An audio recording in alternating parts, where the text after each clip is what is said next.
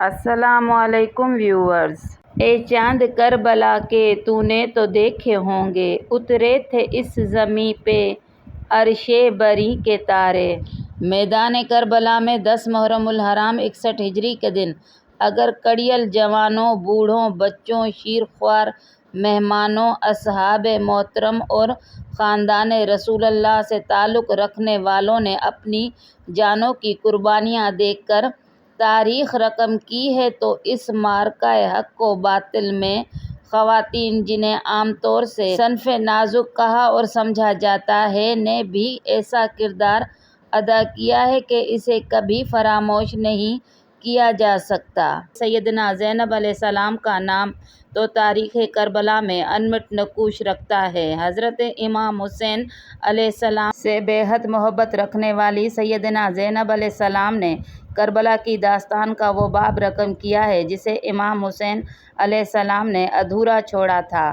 امام حسین علیہ السلام کی شہادت کے بعد بہت زیادہ سخت وقت تھا جب آپ کا کردار شروع ہوا۔ حضرت امام حسین علیہ السلام کی شہادت کے وقت اور اس کے بعد سیدنا زینب علیہ السلام پر کون کون سی ذمہ داریاں عائد ہوتی تھیں جنہیں آپ نے بہت خوبصورتی کے ساتھ ادا کیا۔ یہ بات تو تاریخ کے ورق ورق پر لکھی واضح دکھائی دیتی ہے کہ دین اسلام کو بقائے امام حسین اور ان کے اصحاب کی شہادت سے نصیب ہوئی، اور اس مقصد کی تکمیل سیدنا زینب علیہ السلام کی اسیری اور کوفہ و شام کی راہوں اور درباروں میں بلیغ خطابات دینے سے ممکن ہوئی۔ امام حسین علیہ السلام کے اہداف کو مختلف مقام پر، خاص طور سے دربار یزید میں اسلامی ملکوں کے نمائندوں کے درمیان ضمیر کو جگہ دینے والے بے نظیر خطبے کے ذریعے بیان کرنا اور بنی امیہ کی حکومت اور ان کے افکار کو زمانہ بھر کے سامنے رسوا کر دینا، یقیناً یہ دلیری اور شجاعت فقط و فقط عقیلہ بنی ہاشم جناب زینب علیہ السلام کی ہے۔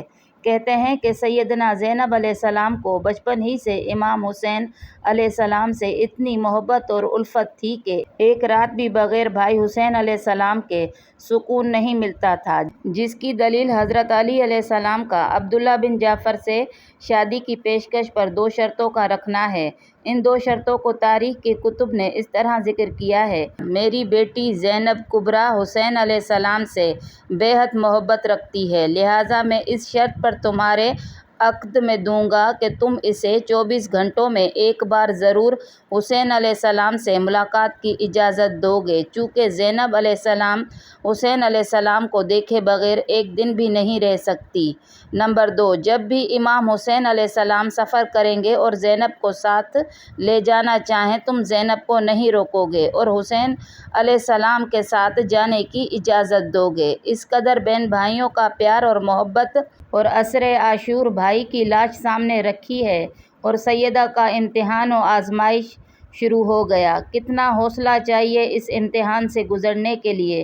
اگر یہاں پر سیدہ ہمت ہار جاتی تو کربلا کے بیابان صحرا میں لکھی گئی داستان و شجاعت و حریت کا علم کسی کو بھی نہ ہوتا۔ یقیناً امام حسین علیہ السلام اور ان کے جانثار ساتھیوں کی بے مثال قربانیاں رائے گاہ چلی جاتی اور آج حرص و یزیدیت کا راج ہوتا۔ سیدنا زینب علیہ السلام نے اس موقع پر سب سے پہلے مخدورات، عصمت و طہارت پاک بیویوں اور شہداؤں کی بیواگان و بچوں کی ہمت نہیں ٹوٹنے دی، ان کے حوصلے بلند رکھے اور انہیں جلتے خیام اور یزیدیوں کی لوٹ مار سے بچایا۔ اس موقع پر سب سے اہم ترین کام امام زین العابدین، جو حالت بیماری میں خیمے میں موجود تھے، ان کو شمر کے مظالم سے بچایا اور شمر کے سامنے ڈٹ گئیں اور یہ کہا کہ تمہیں میری لاش سے گزر کر جانا ہوگا۔ اس طرح جلتے ہوئے خیام میں امام زین العابدین کو اٹھا لائیں اور امامت کے چراغ کو بجھنے نہیں دیا۔ تقویٰ اور دینداری کی یہ حالت تھی کہ اتنے سخت حالات میں بھی اپنی نماز شب کو نہیں بھولیں، اور حالت اسیری میں جب ہاتھ بندھے ہوئے تھے تو اونٹوں پر سوار تھیں تو نماز کی ادائیگی ترک نہ کی۔ اس طرح یہ سب پر اہمیت نماز بھی واضح کر دی اور یہ بھی ثابت کر دیا کہ جنہیں باغی قرار دے کر شہید کیا گیا، وہ اسلام کے اصل وارث اور اس نماز کو بچانے والے تھے۔ اس کے بعد بازاروں اور درباروں میں دیے گئے خطبات بھی تاریخ کے سنہری ابواب ہیں۔ ان خطبات نے ہی اس صورتحال کو تبدیل کر دیا جو یزیدیوں نے اپنے حق میں بنائی تھیں۔ یہ خطبات کیا تھے؟ حضرت زینب علیہ السلام کے خطبات سے چند اقتباس ہیں۔ حضرت زینب علیہ السلام عبداللہ بن زیاد کے دربار میں یوں گویا ہوئیں: خدا کا شکر ہے کہ اس نے اپنے رسول اللہ صلی اللہ علیہ وسلم کے ذریعے ہمیں عزت بخشی اور گناہ سے دور رکھا۔ رسوا تو صرف فاسق ہوتے ہیں، جھوٹ تو صرف تجھ جیسے ابن زیاد کو منہ توڑ جواب دیتے ہوئے اپنی دلیری کا یوں مظاہرہ کیا: بدکار بولتے ہیں، الحمدللہ کہ ہم بدکار نہیں ہیں۔ بازار کوفہ میں کوفیوں سے خطاب کرتے ہوئے کہا: اے مکار غدار خائن کوفیوں! خدا کبھی تمہارے آنسوؤں کو خشک نہ کرے، تمہاری قسمت میں سوائے خدا کی ناراضگی اور عذاب دوزخ کے سوا کچھ نہیں۔ رو اور خوب رو، چونکہ تمہارے نصیب میں صرف رونا ہی لکھا ہے۔ ذلت و خواری تمہارا مقدر بن چکی ہے۔ تم نے کام ہی ایسا کیا ہے کہ قریب ہے کہ آسمان زمین پر آ جائے، زمین پھٹ جائے، پہاڑ ٹکڑے ٹکڑے ہو جائیں۔ اگر خدا کا عذاب ابھی تم پر نہیں آیا، اس کا یہ مطلب نہیں کہ تم محفوظ ہو۔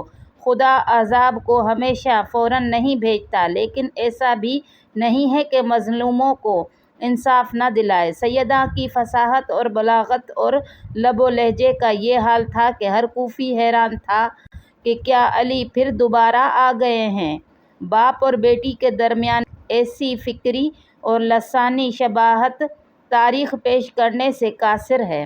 حضرت زینب علیہ السلام نے یزید کے دربار میں خطاب کیا کہ خدا نے سچ فرمایا ہے، جن لوگوں نے برے اور گھناؤنے کام کیے ہیں، ان کی سزا ان لوگوں جیسی ہے جنہوں نے الہی آیات کی تکذیب کی ہے اور اس کا مذاق اڑایا۔ اے یزید، کیا تو الہی فرمان کو بھول گیا کہ خدا نے فرمایا، کافر خوش فہمی میں مبتلا نہ ہو جائیں۔ اگر ہم نے مہلت دے دی ہے تو اس کا مطلب یہ نہیں کہ ہم ان کی بھلائی چاہتے ہیں۔ نہیں، ہرگز ایسا نہیں، بلکہ ہم نے تو اس لیے مہلت دی ہے کہ زیادہ سے زیادہ گناہ کر سکیں اور آخرکار سخت ترین عذاب میں گرفتار ہوں اور ان کی بخشش کا کوئی راستہ نہ رہ جائے۔ اے اس آدمی کے بیٹے جسے میرے پیغمبر صلی اللہ علیہ وسلم نے اسیر کرنے کے بعد آزاد کر دیا، کیا یہی عدل و انصاف ہے کہ تو اپنی عورتوں اور کنیزوں کو پس پردہ بٹھائے اور رسول اکرم صلی اللہ علیہ وسلم کی بیٹیوں کو اسیر کر کے دیار بدیار پھیرائے؟ اے یزید، تو نے ابھی اپنے آباء و اجداد کو یاد کیا ہے۔ گھبراؤ نہیں، تم بھی بہت جلد انہی کے پاس پہنچنے والے ہو۔ جو لوگ راہ خدا میں قتل کر دیے گئے ہیں، انہیں ہرگز مردہ نہ سمجھنا، بلکہ وہ زندہ ہیں اور اللہ کی طرف سے رزق پاتے ہیں۔ ہمارے لیے تو اتنا ہی کافی ہے کہ خدا حاکم ہے اور محمد صلی اللہ علیہ وسلم تمہارے دشمن اور جبرائیل مددگار۔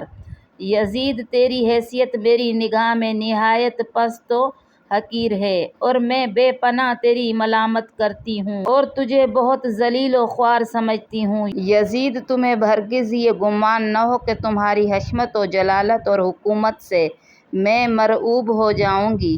کتنی عجیب بات ہے کہ لشکر خدا تلقائے آزاد کردہ غلام اور غلام زادوں اور لشکر شیطان کے ہاتھوں نہ تبیغ کر دیا جائے اور ہمارے خون سے اپنے ہاتھوں کو رنگین کر لے۔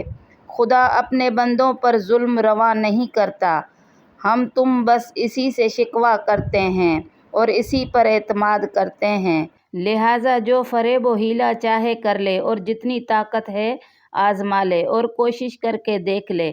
خدا کی قسم، ہمیں اور ہمارے یادوں کو مومن کے دل سے نہ مٹا سکے گا اور ہمارے گھر میں نزول وحی کو کبھی جھٹلا نہ سکے گا۔ خدا کا شکر ہے کہ اس نے ہمارے بزرگوں کو سعادت و مغفرت کے ساتھ اس دنیا سے اٹھایا اور ان کے بعد والوں کو مقام شہادت اور حجت پر فائز کیا۔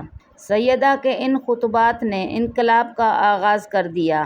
خصوصی طور پر جب آپ نے یزید کے دربار میں اسے آئینہ دکھایا، اس حال میں کہ آپ اسیر تھیں۔ آپ کے بھائی کا سر مبارک ان کے سامنے تشت میں رکھا تھا اور مختلف ممالک کے سفیروں کو دعوت دی گئی تھی کہ وہ تماشا دیکھیں، مگر تماشا دکھانے کی خواہش مند خود ان کے سامنے تماشا بن گئے۔ حضرت امام حسین علیہ السلام نے اگر لہک و دہک صحرا میں کربلا کے نام سے اسلام کی بنیادوں کو قائم و دائم کیا، تو بہن نے اس بنیاد پر کوفہ اور شام کے درباروں اور بازاروں میں خطبات دے کر اسلام کی ایسی پختہ عمارت بنا دی کہ پھر کسی کو ہمت نہ ہوئی کہ اس انداز میں اسلام پر وار کرے۔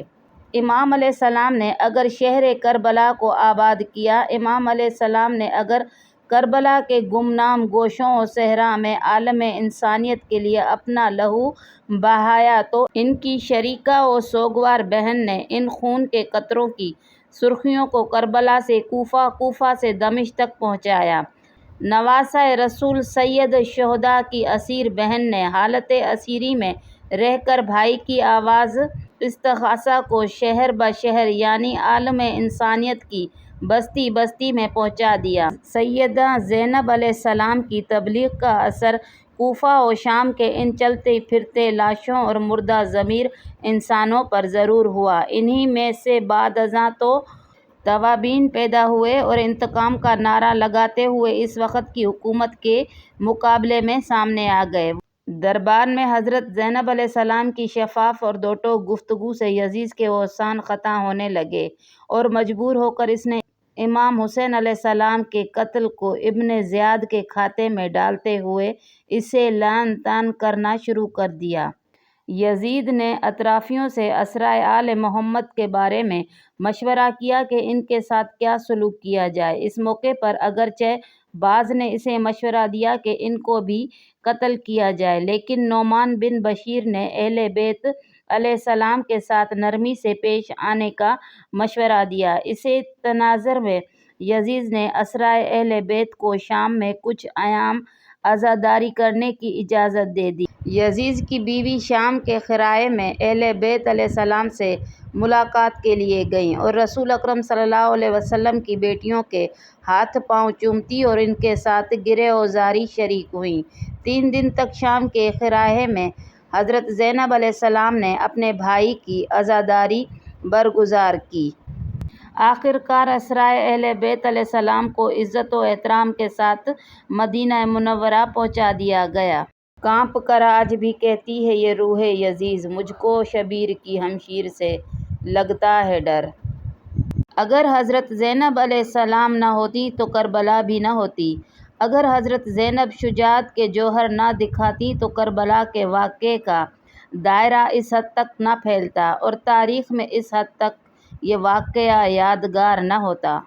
کربلا والوں کے حوصلے تھے دید کے قابل، جہاں پر صبر مشکل تھا وہاں پر شکر کرتے تھے۔